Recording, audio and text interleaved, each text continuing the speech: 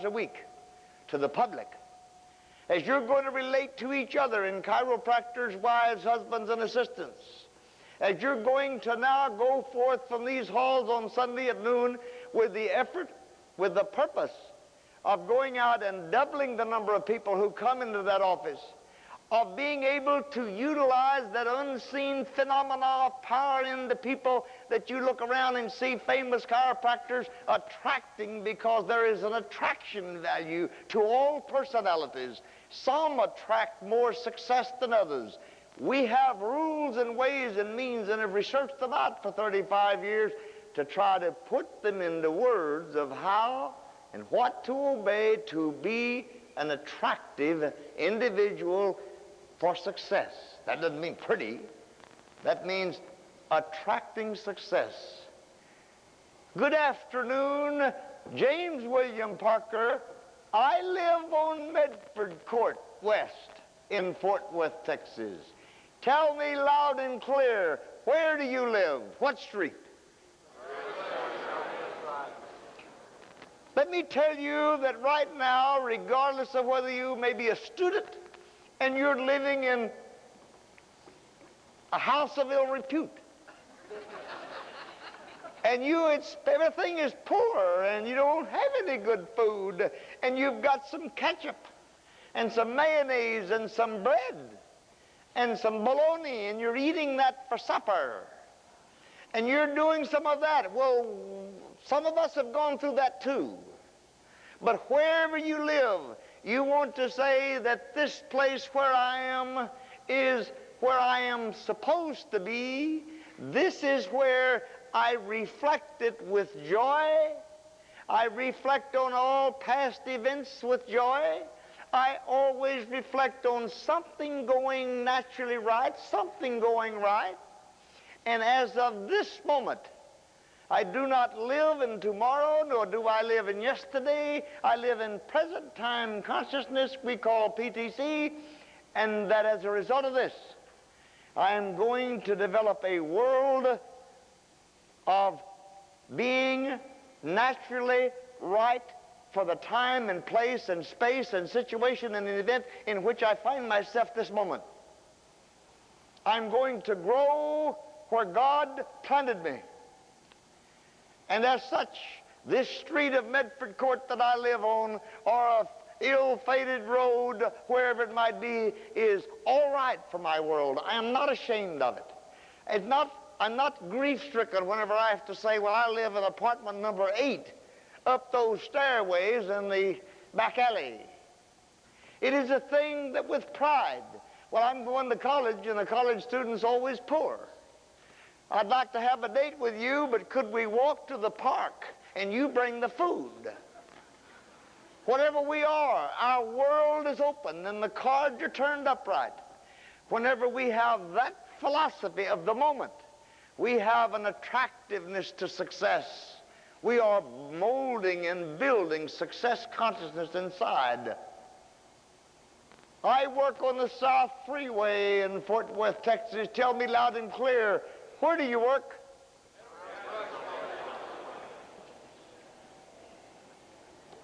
You've got an office. You've been in practice now 5 months. The place is not the ideal spot. The screen is about to fall off.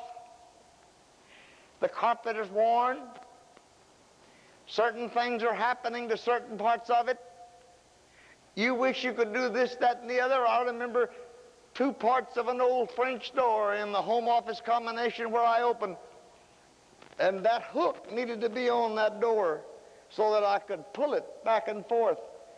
And the way it was, I had to open that door and look out to the patient and say, Miss Brown, come in. And I had to pick this door up and gently push it like it was an easy door to push, when in fact I had to hold on to it.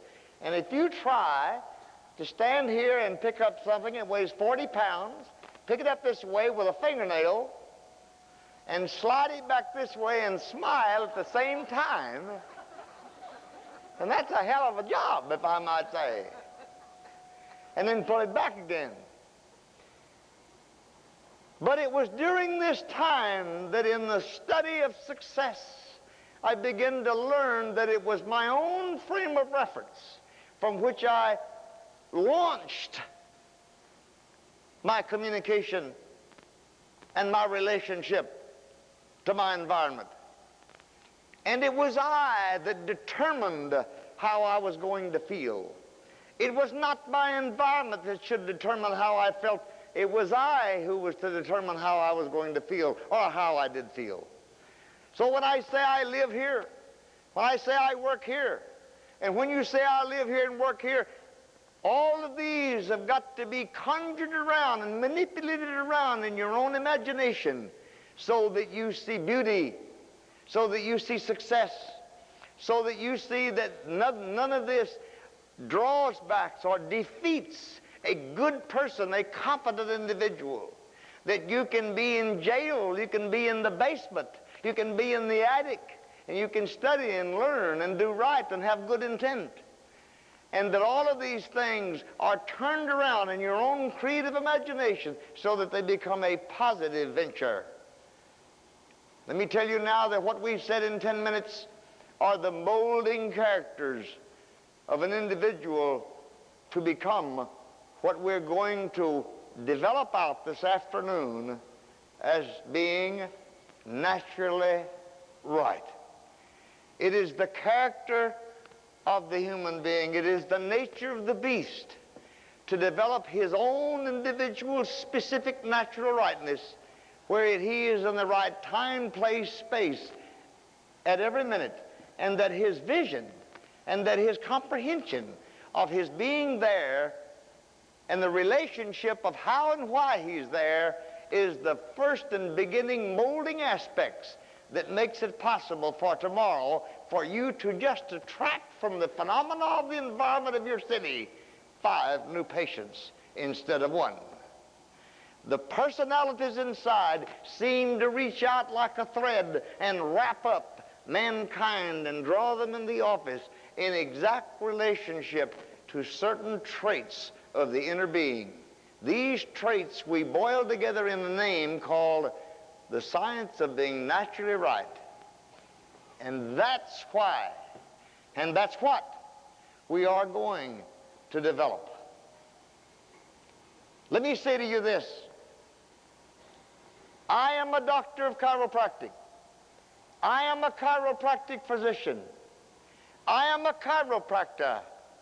Tell me loud and clear, what are you? I am a chiropractic assistant, I heard a girl say. Let me tell you something. You are not a chiropractic physician. You are not a doctor of chiropractic. In your own ability to support the inner person, you're a chiropractor. That does not mean that you will not write a law otherwise because physician might have some kind of a legal benefit. It does not mean that you will not write pamphlets that says, visit your doctor of chiropractic. No. It means that you have the stamina to say, I'm a chiropractor, without having to mumble it inside the coat. Oh, me, I'm a chiropractor. That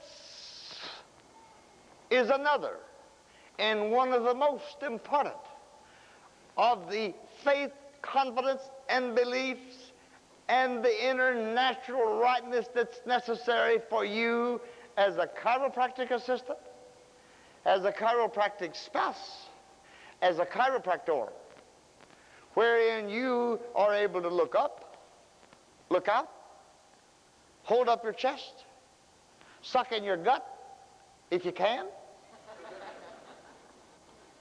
And somebody said, well, what kind of a doctor are you? And then you say, I'm a chiropractor. And you say it without a loss of dignity, without a loss of prestige, without a loss of a feeling of any kind, a build-up rather than a letdown. We are going to develop out in this course of instruction, among many other things, the fact that when we walk out of here that our self-worth, our professional good, and our ability to heal is going to be evaluated in the right sense, not the negative or inferiority or persecution sense that you might have evaluated it heretofore. It's going to be evaluated in the sense where it rightfully belongs.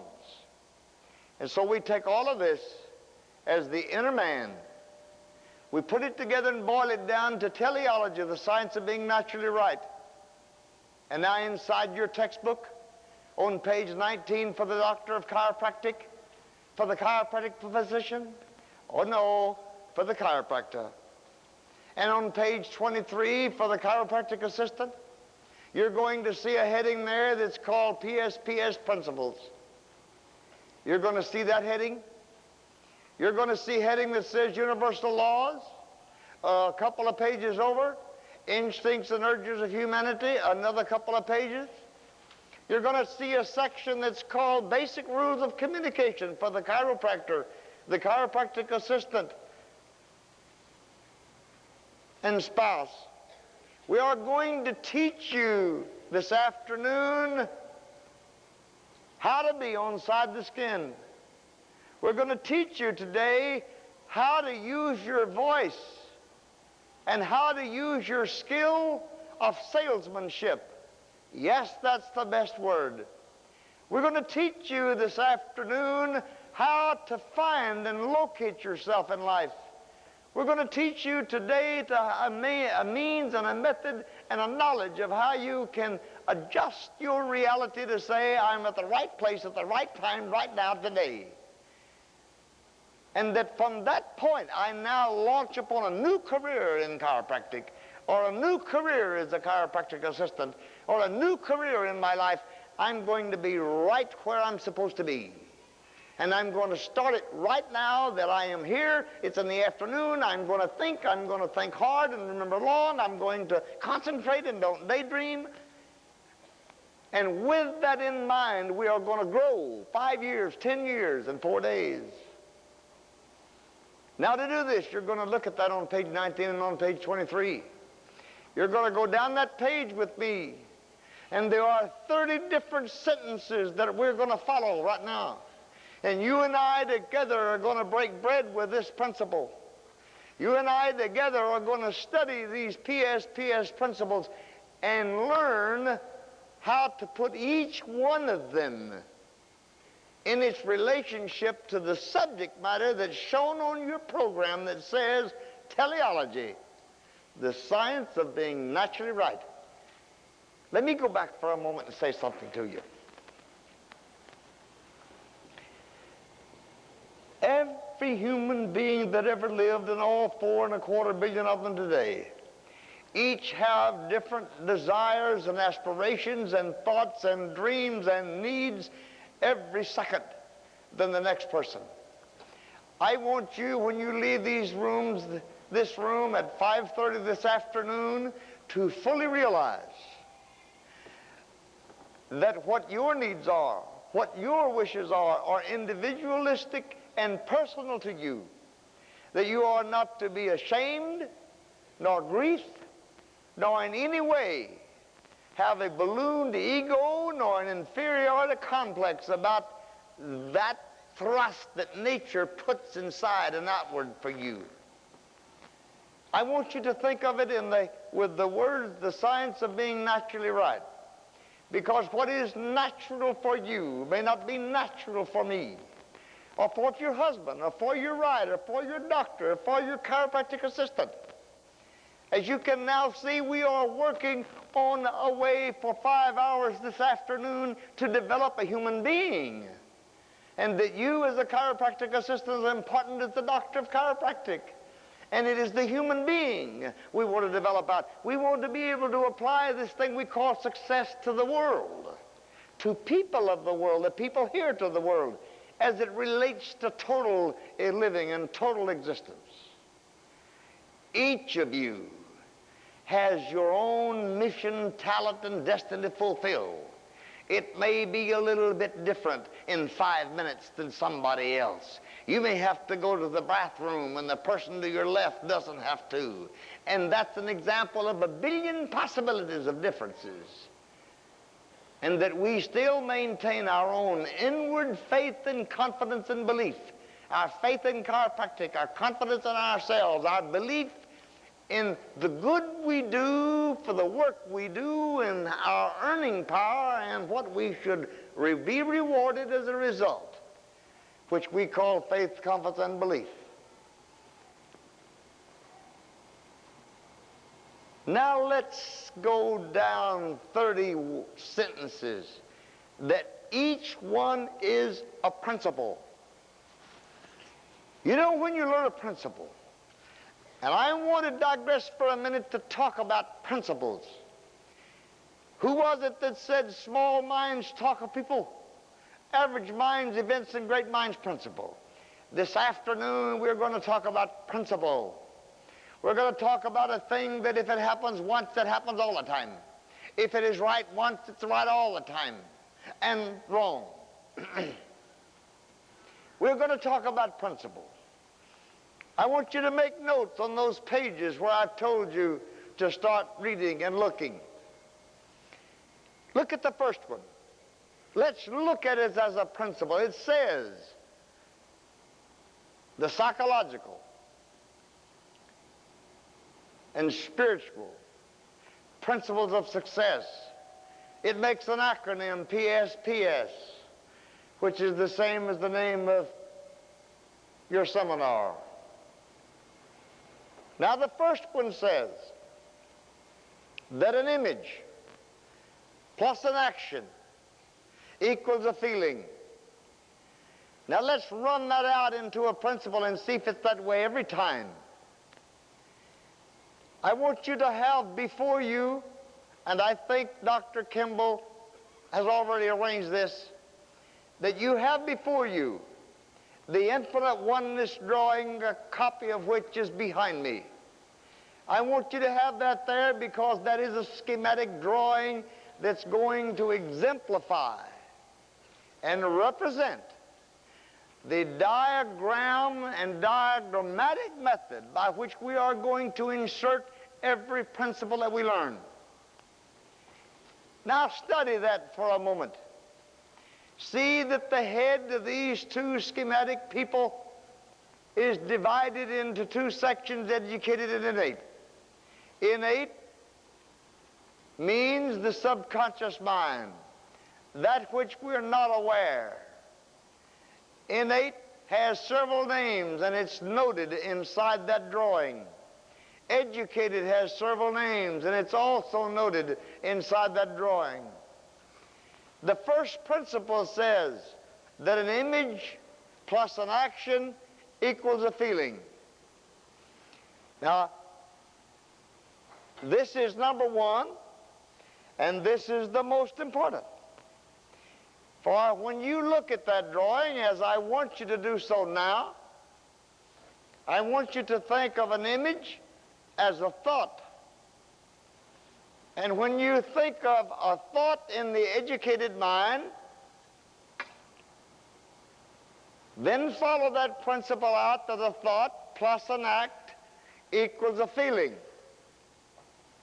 Now let's have a thought together, all of us. Think of the number of new patients that you would really be happy about Monday. All CAs, with you and your doctor, wives, spouses, and the chiropractor. Let's say you're accustomed to having 6 new patients a week, about 1 a day. Now, what would be the number that is very logical to you? Well, we did have 4 one time, and I've worked here now for 8 months. Well, how about 5? Well, that would be a fantastic day to have 5 new patients. Well, right now you've been gone a couple of days. That may make it logical. Yes, it would. Now, what other would make it logical? Well, not only have we been gone 3 days, but we had 1 new patient due here last Monday and didn't show up. She's already booked, so that means only 4 more. Okay, in our mind, we begin to develop an image. And that is a common sense, logical reason why that it's possible to have 5 new patients Monday. Now, if you ordinarily get 5 every Monday, make it 10. So you formulate that. Now, I want us all to do that at this moment. How many new patients are you going to put in that block? That's an image. That's a thought. Right now, it says plus an act. What are we going to do to act in accordance to this principle? Okay, let me answer it by asking you a question. If you haven't had any new patients for 10 days, and if Monday when you got back, you had 5, and they were all ADP, full spine, lateral, examination, whatever you do, an average of $95 each, and you had 5 of them, meaning $475 in money, how would you feel right now? If you knew this was going to happen, new patients only. Now you have 60 patients besides that at $20 an office call. How would you feel if you knew you were going to have, at $95 apiece, 95 new patients? How would you feel? Well, I tell you, I'd be pretty tickled. Really? Yeah. How would you act? Yeah, I'd jump straight up in the sky. Okay, let's jump straight up in the sky. Because you see, there's a rule that we're going to be coming to in a moment from now that says, nature will give you what you act like you already got. All right? Nature will give you what you act like you already got. To become, act as if. And so there is a rule, it is a principle, that when we create an image that embodies common sense and logic and is real for us within our world, it is a possibility. It's not out of reason. It's not out of logic. And then when we act a way, and by those actions, it conforms to the way we would be if this principle or this thought or this image was already in existence. In other words, if we advance the action to be that which we would do when the principle arrived, how would we feel? Well, we'd put up our shoulders, we'd stick out our chest, we'd suck in our gut if we could, and we'd be thrilled, and we'd be happy, and we'd be inspired, and we'd be enthusiastic, and so therefore we do these things. And therefore all we have to do in order to develop this nurturing inside of us that attracts the phenomena of the world to success is to create that image hour by hour and day by day, and the goal week by week and year by year. Create that and then act like nature's already given to us, and let those actions conform to the way it would be if we already had it. And then you have fulfilled an image plus action. And then when you force the action like that, William James says, if you don't feel the way you want to act, act the way you want to feel, and then you'll feel the way you want to act. And so, when we act out an image, when we go about it, when we get on our knees and pray all night to remove the mountain so that we can see the valley, and we get up in the morning and we look at the mountain, it's still there, and we say, just as I thought, then we know that we didn't really carry action with it. Whenever we pray for it to rain and go outside without an umbrella, we did not really take action step to conform with our image. And therein lies the difference between the top people and the bottom people. Therein lies the difference in the growth of human beings. You can right now, by your thoughts and by your actions and by your feelings, you can right now put $5,000 in money. You can put 50 new patients in your office in the next 50 days or 30 days or 20 days, simply by sitting right there and letting us internally, through our sensory impressions, build a mental picture which will already go back to your town and counter, wherever it might be, and juggle the brain cells of your neighbors end of your community and bring them into the door. A thought plus an action equals a feeling. Now, what is that feeling? That feeling is just exactly what the action plus the image has wrought inside this carcass, inside the skin. If my feeling is enthusiasm, if my feeling is hope and expectancy, as the Parker Laws number 2 will be coming to shortly, if my feelings are those things, and my image and my action has brought this feeling to me, then the rest of it is automatic. Because feelings then turn around and go back to thought and attract the other thought, or the original thought. My thought, my image, 5 new patients on Monday. My action, I act like I've already got them.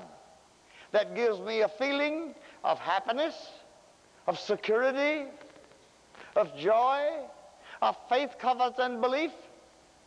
And when I get that, then that feeling gives me the 5 new patients. And that cycle, principle number 1, is a principle.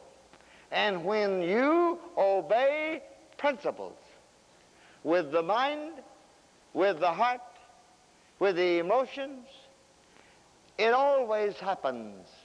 It never fails. It is more scientific than anything else you can do.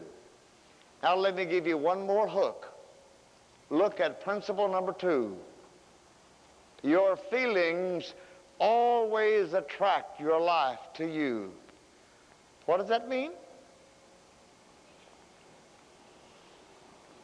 That's part and parcel of that principle 1. I guess would be the good way to say it.